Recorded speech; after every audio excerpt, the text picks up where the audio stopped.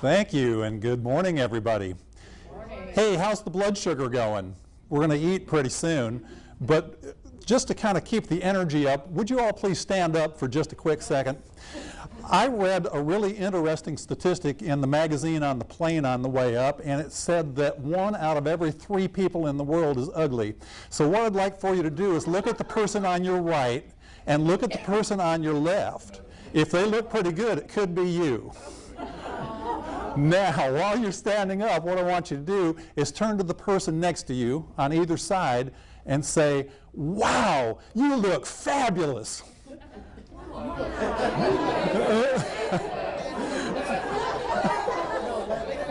right, everybody have a seat, please.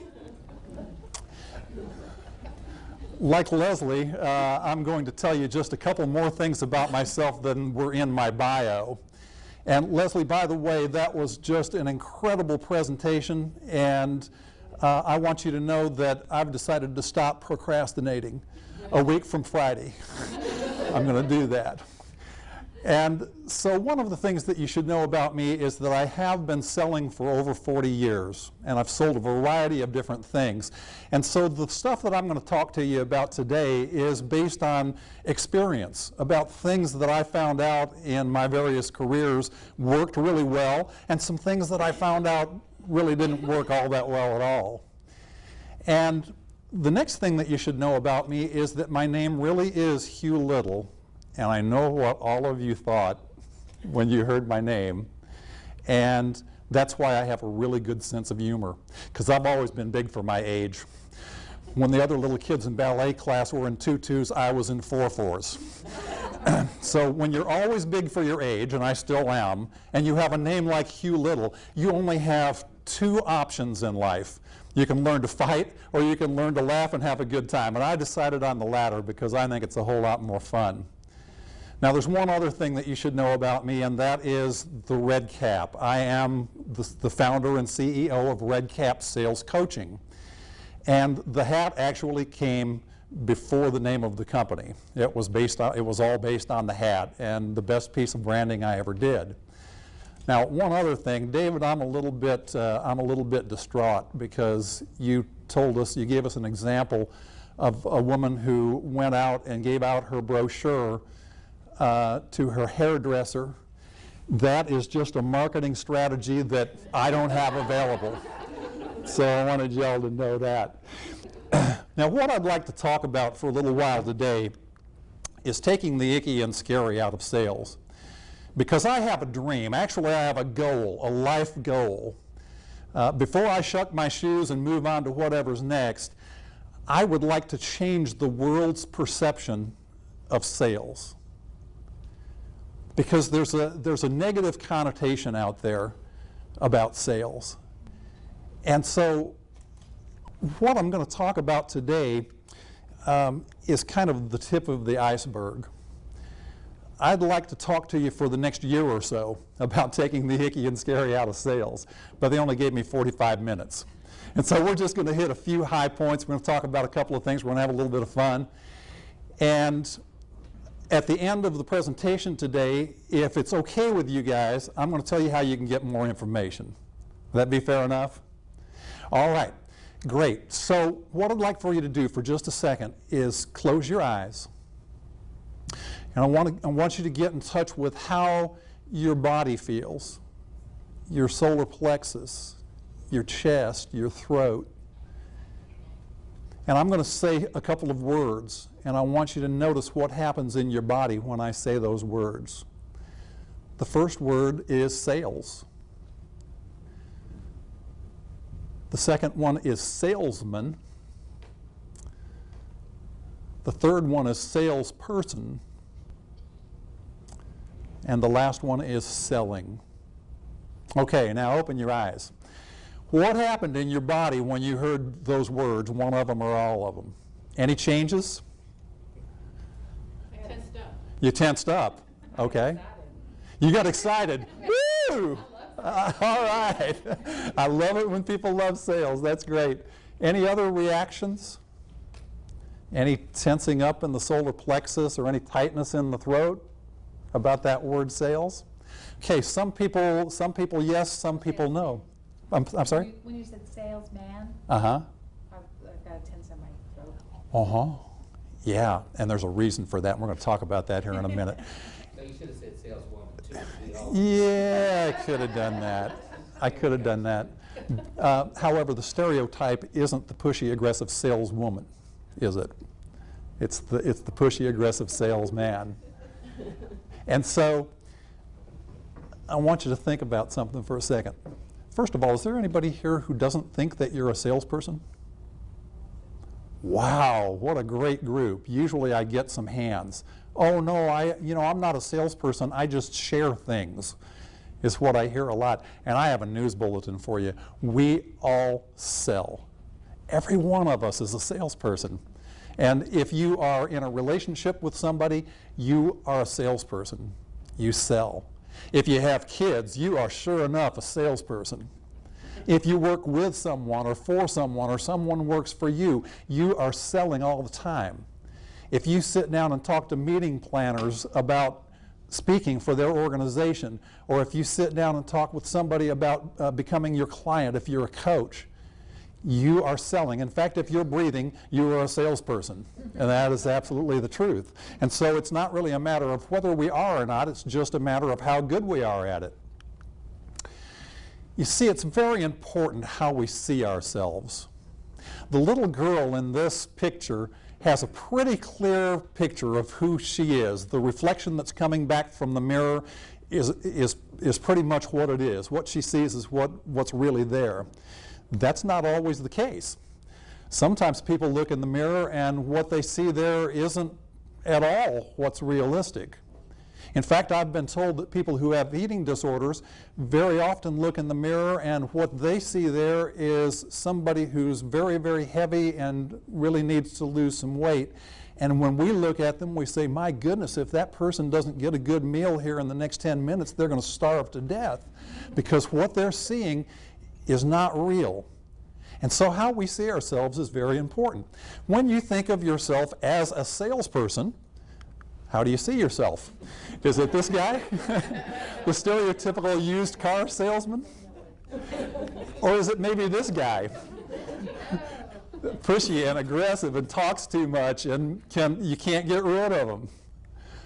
Or when you think about going out to sell to your prospect, do you think about it as something that's going to be contentious?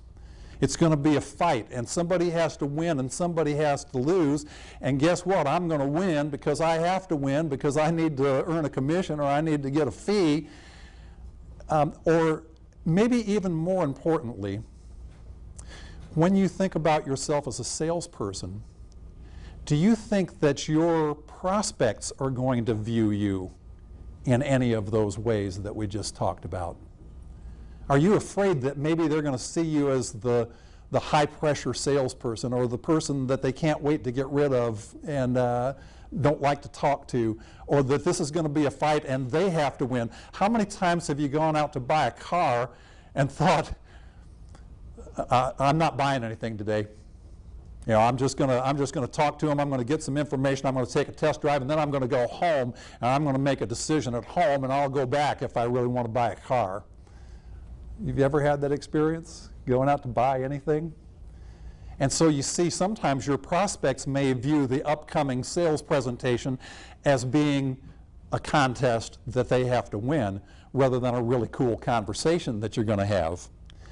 I want you to look at those two young ladies. Both of them are, they're two of the greatest salespeople that I ever trained. And they both work for Constant Contact now, and they're doing very, very well. Look at those two ladies. Do they look like somebody that would be really fun to sit down and have a conversation with? I guarantee you they are. You'd have so much fun and you'd laugh and you'd just absolutely love them. Do you think of yourself that way? And do you think that your prospects are going to see you that way when you go out to talk to them about what you do? You see how we think about ourselves. Sales is a game that's played in the 6 inches between your ears. In fact, life's pretty much that way, isn't it? And so what we think of ourselves is extremely important. The reason why sales has gotten such a bad rap is because of an old model of sales that has been used extensively up until just recently. And it goes something like this. The first 10%, the first couple of minutes, is what I call chit-chat. Sometimes in the business they call it the warm-up or the icebreaker. And it goes something like this. Oh, Mrs. Johnson, what a lovely dress you have on. And my, hasn't the weather been lovely? And you have such well-behaved kids. What a lovely home you have. How about them Broncos and Peyton Manning? I'm happy about that because I'm a Broncos fan, I have to tell you. But it really didn't have anything to do with getting to know your prospect and how they think and what they want and what they need. It just had to do with getting them to relax enough so that you could talk them into spending their money on whatever you were selling. And then came the next step, qualifying. Anybody know in the old model what qualifying meant? Are they going to buy? Well, yeah, that's part of it. But really, what was the bottom line? Money. How much money do they have, and can they afford to buy what I have, and are they open enough or gullible enough that they might buy what I'm selling? That's what qualifying was about back in the old days. The next thing was the presentation, the sales presentation. And in the old model, the sales presentation is what I call the wee-wee syndrome. And the wee-wee syndrome goes something like this. We've been in business for 35 years, and we have the best products and services of the kind on the market today. And we have tremendous customer service, and we really care about our clients. And we are just so much better than our competition is, and boy, do we have a deal for you. That's kind of what the sales presentation was like. And so then came the next step, and by the way, the sales presentation sometimes was about trying to sell people things that they didn't need, like ice boxes to Eskimos. Sometimes it was about selling them something that was just downright bad for them. And so the next step in the process, last step in the process, was the close. And the close went something like this. So this product will replace 54 other cleaning products on the market today. So you can save a lot of money. So you'd probably like to buy, probably 3 or 4 bottles, wouldn't you? Oh, no, I don't think so. Oh, but just stop and think about, this cleans so well, and think about all of the money you'll save, and this would really be a good investment. Don't you think you ought to buy a couple of bottles? No, I really don't think so. Listen, I have it on good authority. Nobody else really knows this, but this is the last time that the company is ever going to offer this product at this price. And so you probably ought to buy 4 or 5 bottles of it now while you can get this special price. Wouldn't you like to do that? And that went on and on and on and on until one of 2 things happened. Either the prospect pulled out their checkbook or their wallet and said, okay, I'll buy a couple of bottles, and bought, probably just to get the salesperson out of their house or off the doorstep. Or they said, no, I don't want it, and I don't want to talk to you anymore. Get off of my porch, don't ever come back, and they slammed the door. And I'm pretty sure that's where the word close actually came from. And so let me ask you guys this.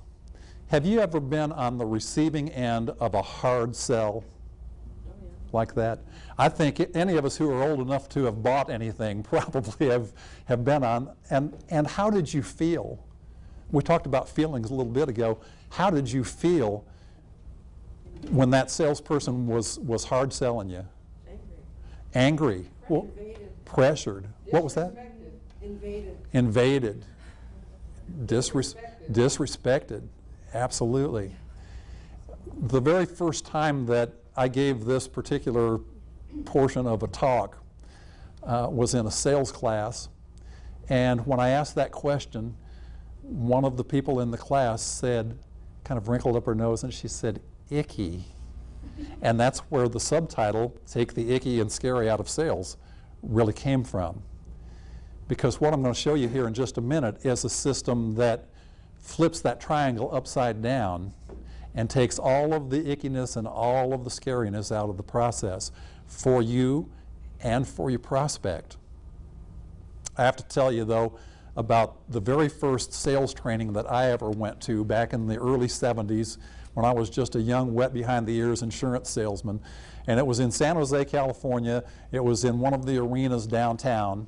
And it was one of those things where they brought in all of these different speakers on various subjects, but they had real estate guys and sales guys and motivational guys. And one very famous motivational trainer, who shall remain nameless because his name's pretty much a household word actually still, but he walked out on the stage, walked up to the front of the stage, he put his hand in his pocket, looked out at about 2,500 salespeople sitting out there in the audience, and he said, your prospects have your money in their pockets.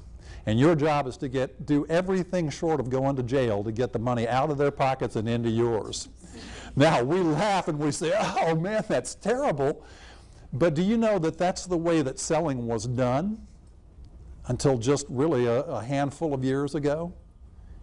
And it's how salespeople were trained to sell. And I'm sorry to say that there are still some sales trainers and some sales managers out there today who teach their salespeople to sell just exactly like that, with that kind of attitude. So let's take the icky and scary out of sales. 40% of the process in sales is building rapport. It's been said, and I believe this is really true, that there isn't anybody in the world who likes to get sold. Is that true for y'all? I don't want people to sell you. But do all of you like to buy stuff? Yeah, we all like to buy stuff. And we like to buy stuff from people that we know, people we like, people we trust. And so if we don't give our prospect the opportunity to know, like, and trust us, and we just try to go in and real quickly sell them something, chances are we're not going to be consistently successful on a long-term basis. So building rapport is extremely important. And building rapport is more than an icebreaker or a warm-up. It means asking people questions about where they came from, what their experience has been, about their family, about their job or their business. Talking with them about what they like to do for fun when they're not working. All of those kinds of things. And then this is the key, folks. Find common ground with that person. How many of you have ever lived in California? Okay, we have something in common. I lived in California for about 30 years. And so where you come from, very often you can find some common ground right away. How many of you have kids or grandkids? We have lots and lots in common. I have 6 kids, 12 grandchildren. I can talk about kids and grandkids. And so find common ground with the people that you're talking to. People like to do business with people that they feel they have something in common with. And so find that common ground. The next step in the process is finding the gap. And what I mean by the gap is the distance between where that person would like to be in relationship to your product or service, where they are right now and where they'd like to be. And what's the distance between those two? What's the gap? And so if you're talking to somebody who needs coaching, and they need coaching in time task management, and they're completely disorganized, they procrastinate, they have a desk that's stacked with paper and all kinds of things are falling through the cracks and people are mad at them because they don't return calls, and they would really like to be organized and get the most important things done every day, there's a gap there. Well, Leslie just told us a minute ago that she's got the service that can narrow or totally eliminate that gap. And so what we have to do is find the gap. Now, sometimes that gap is as big as a chasm, the Royal Gorge up in Colorado, and sometimes it's just a little teeny gap, but most of the time there's a gap there. Now, what if we're talking to somebody and there's not a gap? Our product or service really isn't a good fit. Guess what? We have to have enough integrity to say, you know what, you're doing just great. keep doing what you're doing, and you don't really need what I'm offering at this point in time. So the way that we find the gap is ask questions. Lots of really good, high-yielding questions. And why are we going to ask lots of questions? Because our prospect has the answers. They have all the answers. One of the biggest mistakes that we can possibly make as salespeople is to assume that we know what people need and walk in and tell them, hey, you know, I know what you need because everybody needs this, and I've got the product or service that really fits that need, and let me tell you all about it, and this is just the greatest thing. You want this, don't you? You see, we don't know what people want and what they need, and we don't know what the emotions are underneath the facts and figures. We don't know that until we ask the questions. And so asking high-yielding questions is very important. And our questions need to get down underneath the facts and figures to the emotions. And Leslie, I'm going to use you as an example again here because that was such a great presentation. Really, really impressive. It's not just that somebody has a desk that's all piled up and that they're missing some appointments and they have a couple of people who are unhappy with them. It's not those facts and figures that are really what we want to get down to when we ask the questions. It's what are the emotions that underlie that, and Leslie did a great job of bringing out some of the emotions that underlie the clutter and the disorganization that we have in our lives. And so no matter what your product or service is, people have emotions about what's going on in their lives and how that's affecting them. If you're talking to somebody who's a meeting planner or a corporate CEO about coming in and speaking to or training their employees, you've got to find out what the challenges are that are going on in that company, and most specifically, what's driving that CEO nuts. Is it the fact that his employees can't get along with each other? Is it that they're hanging around the water cooler all day telling jokes and not getting their jobs done? You know, what's going on? What's the gap? And what's the emotion underneath that? How do they really feel about that?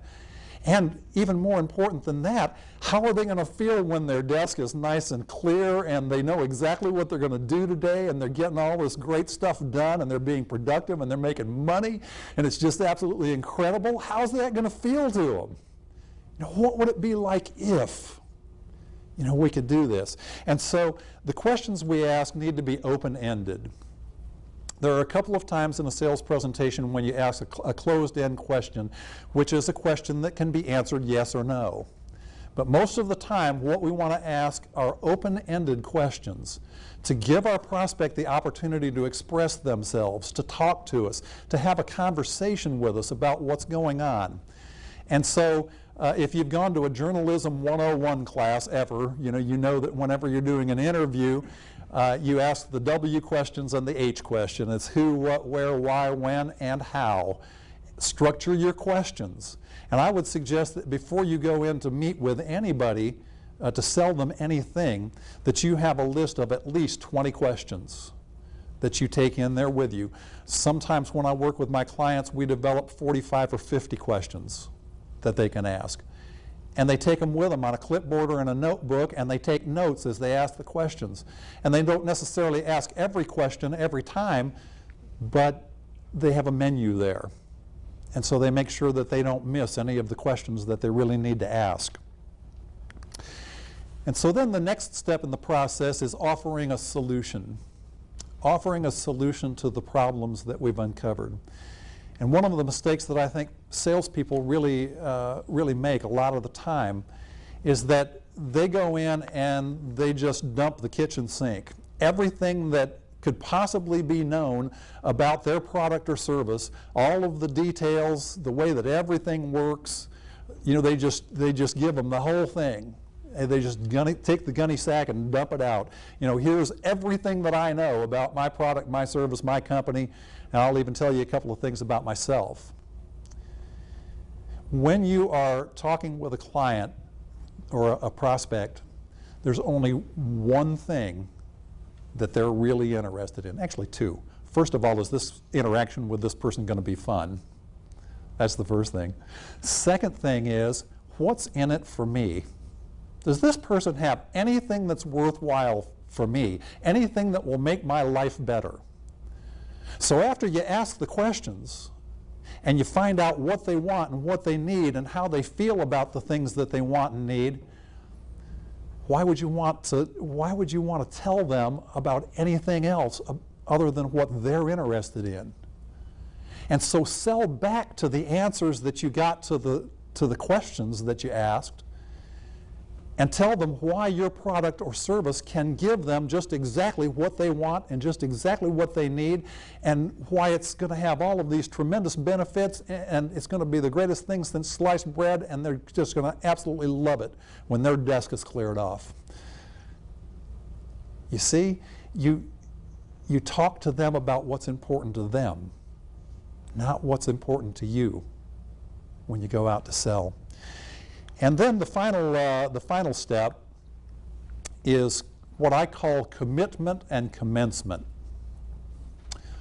And I want to tell you that I am not fond of the word close. I do not use it except in this portion of this talk. And I ask my clients not to use the word close. Because any place other than sales, what does the word close mean? It's shut, it's done, we're finished, it's over, there is no more. This is the end, my friend, as Jim Morrison wrote once upon a time. If you're old enough to remember Jim Morrison, you're about my age, maybe. So I choose to use commitment or commencement because in our society, the door is closed, and especially if it's locked, you can't come in. This is a closed meeting. You're not allowed in. The business is closed, and until 10 o'clock, you can't come in and do business with us. This is a closed person. Until we get the expression off her face and our arms uncrossed, ain't going to be anything happening right there. It's closed. And so, let me ask you this. Has anybody ever sold you something, and the very next day they went into the witness protection program, never to be heard from again? Last time you ever saw them, last time you ever heard from them. You know what's more common? It's even more common for a salesperson to be told, no, I can't afford it right now. No, I don't think that's the best fit for me. No, I think that right now I'm going to take a pass. I'm not going to do that. And it's the last time that the prospect ever hears from them. That is the most short-sighted way to do business that I've ever heard of. It really is, and I'll tell you why. First of all, no doesn't necessarily mean never, does it? And even if it does mean never, that they're never going to purchase your product or service, any idea how many other people they know? On the average, about 250 people. You know how I know that? 250 is the average number of people that show up at a wedding or a funeral. So if they know enough, if they know you well enough to come watch you be married or buried, they know you pretty well, and you know them pretty well. And it is probable that someplace in their circle of 250 friends and acquaintances, people that they know pretty well, there's somebody who needs your product or your service so badly, and as soon as they're aware of that, they're going to recommend you if you stay in touch, if you stay top of mind. I'm going to tell you another little story about my mom who passed away last year. She was very outgoing. I think I got my personality from her. And there was a real estate agent that sold my mom and dad their last house when they moved from Boulder to Longmont, Colorado. And once every 3 months, that real estate agent, who was just a fabulous salesperson, would call my mom up on the telephone and say, Mrs. Little, how's everything going? You still enjoying the house? You know, everything going okay? Everything still in good repair? And by the way, and he knew my parents, obviously knew my parents were getting up in age. Is there anything that I could help you with? Anything that you need moved around, that's heavy, or anything that you need hauled off? Is there anything I can do for you? And my mom would always say, oh no, we're doing just fine. And so he'd talk to her for a minute, and then they'd hang up, and he'd call again in 3 months, and just kind of have the same conversation with her. If you ever have had the misfortune of mentioning buying or selling a piece of property around my mother, oh, you need to talk to my real estate guy. Oh, he is just so fantastic. He is such a wonderful man. And he calls me all the time and asks if he can do anything for me. Oh, he's just tremendous. Folks, you can't buy PR like that. You can't buy advertising and marketing like that.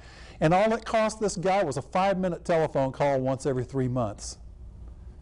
That's all it was. And my mom didn't think there was another real estate agent in the entire universe. This guy hung the moon, as far as she was concerned. Don't we want our prospects and our clients talking about us like that? Yeah, we absolutely do. And by the way, that person doesn't necessarily have to buy from us to turn around and go out and say really nice things about us when we're not there. And that's really exactly what we want. And so, compare those two sales models. Think about those two sales models. Which one would you rather engage in as a salesperson? Which one would you rather experience when you're on the receiving end of the sales presentation? I think we'll all agree it's the second model. Intention when we go out to sell is everything. Why are you going out and talking to the people that you're talking to? What is it that you want to do? Do you want to sell them something, whether they need it or not? Sell them something even if it's not the best fit or even it's bad for them? Is your intention to earn money, to earn a commission? Now, you see, that's a serendipity of going out and selling. And we all want that, don't we? We all want to earn a very, very substantial income from doing what we're doing. But I want to tell you that if that is what's in your head, and in your heart, when you go out to sell to somebody, that I need this sale, man, I need this commission, I got to make some money, I got bills to pay, I got to go back up to Knoxville again pretty soon, I need some money to do that, and I need to do that. If you are focused on your needs, rather than what that prospect needs, and how you can help them get what they need and what they want, then you're missing the boat. And guess what? There's an energy that passes between salesperson and prospect. I don't know the science of it. I just know that it exists. And if they sense that you have their best interest at heart, that you're concerned about helping them, that you want what's best for them, they're going to buy from you.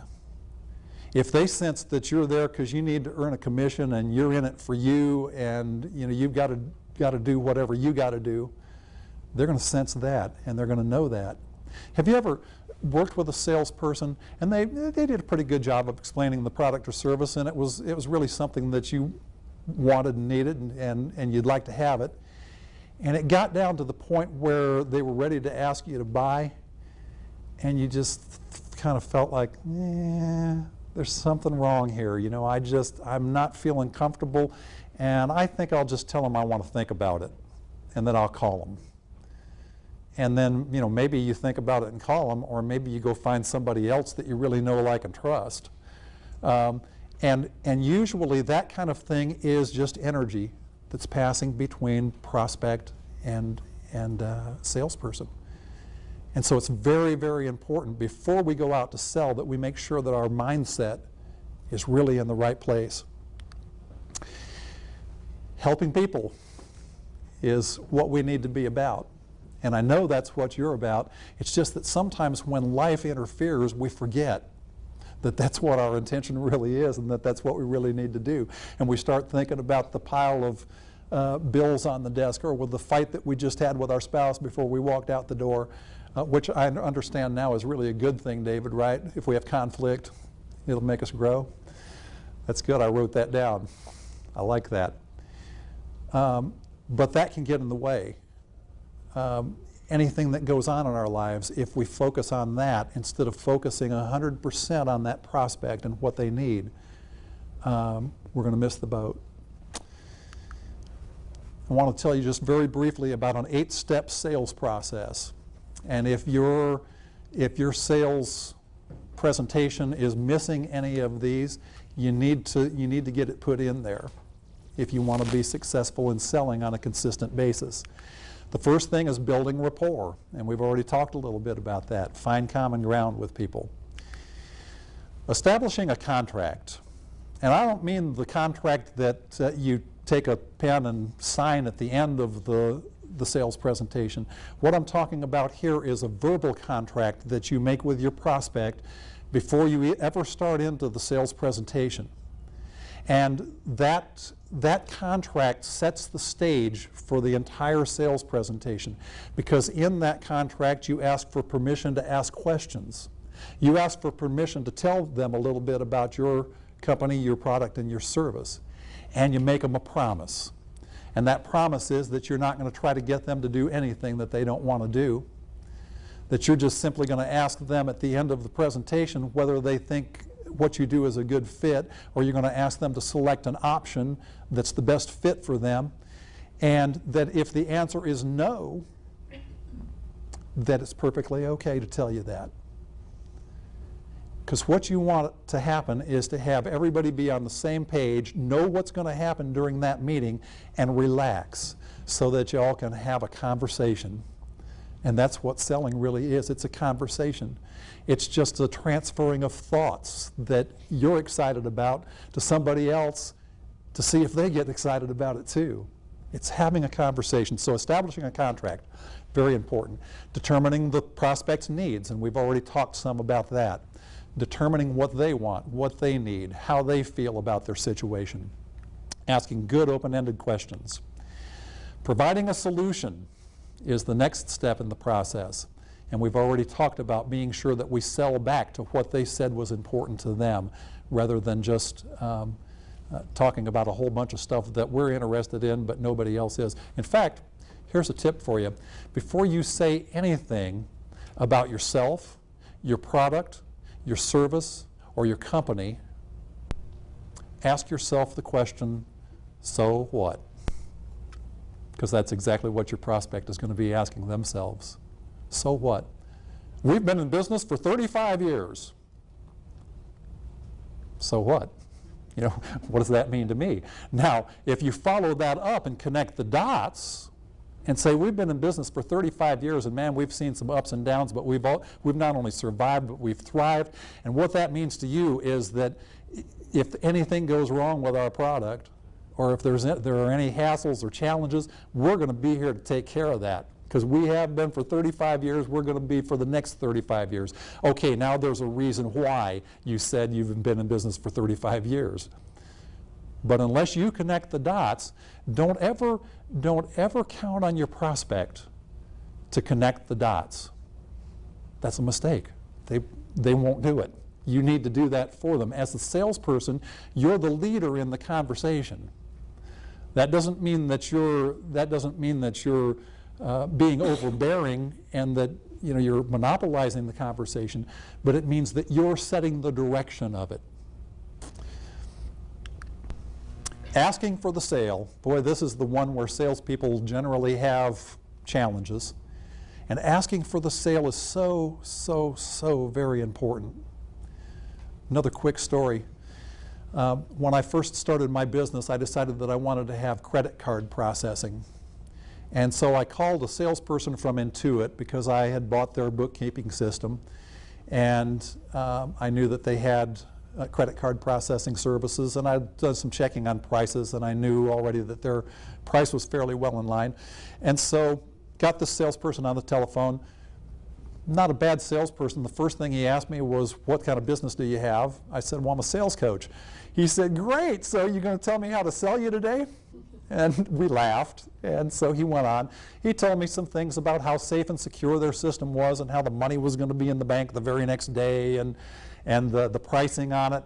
and all of that kind of stuff. And then when he got to the point in the conversation where he should have asked me if I was ready to get started or given me some kind of option, he just paused and waited for me to say something. I thought, this is a teaching moment. I said, mm-hmm. And so he told me a couple of other things about the product, and he paused again, and I said, uh-huh. And he said, oh, he said, I forgot to tell you this. If you go ahead and enroll today, we're going to send you a $50 American Express gift card. I thought, holy moly, a product I want and need at a price that I like, and they're going to send me $50? Woo-hoo! This is great. And I said, mm-hmm. And finally, he just didn't know what to say anymore. And so I said, listen, you asked me at the beginning of our time together today if I could teach you how to sell me. I said, do you really want to know? And he said, yeah, I really do. And I said, ask me if I'm ready to get started. He said, are you ready to get started? And I said, absolutely, sign me up, man. And so I hope that now he's asking for the sale, although I learned that that particular company teaches their salespeople to sell that way, to stop and pause and wait for the prospect to say that they want to buy. I'm going to tell you that in my 42 years of experience, that doesn't work very well. And so be sure you ask for the sale. Being able to answer objections is the next step in the process, and then customer follow-up and service. And I don't know whether you can read the writing underneath customer service. The lady on the phone is so outraged because the person on the other end is saying, we don't care, we don't have to care, we're a monopoly. And even though our businesses probably aren't monopolies, sometimes other business people do the same thing. We just say, well, I don't really care. Now that I've sold it to you, you're having problems with it, too bad. You don't like the way something works, tough. And we really do need to care. We really do need to follow up and continue to build relationship after the sale. I told you that what I was going to talk to you about today was the tip of the iceberg, and folks, it really is. And I also told you that I would ask your permission to tell you how you can get more information if you want to. Would that be okay with y'all? Can I do that? Okay. First of all, there's a book called Selling for Fun and Profit, Take the Icky and Scary Out of Sales, and it goes into much more detail in those 8 steps that I talked to you about. Tracy is handing out some flyers here. It's on Amazon for $25 and on my website for $25. If you see me before we leave this weekend and fill out a little order form, you can have it for $20 and I'll send you an autographed copy of it. And the last thing is, you all will have my business card, and on the back of that business card there is a website that you can go to and take a little 12-question survey. And that little 12-question survey will tell me where you're really strong in your sales process and some areas where you might want to make some changes. And it includes a complimentary 45-minute coaching session to go over your survey and to talk to you about your sales and to give you some really specific tips about what you're doing. So I'd like to invite you to please take advantage of that if you'd like to and you think it would be of value to you.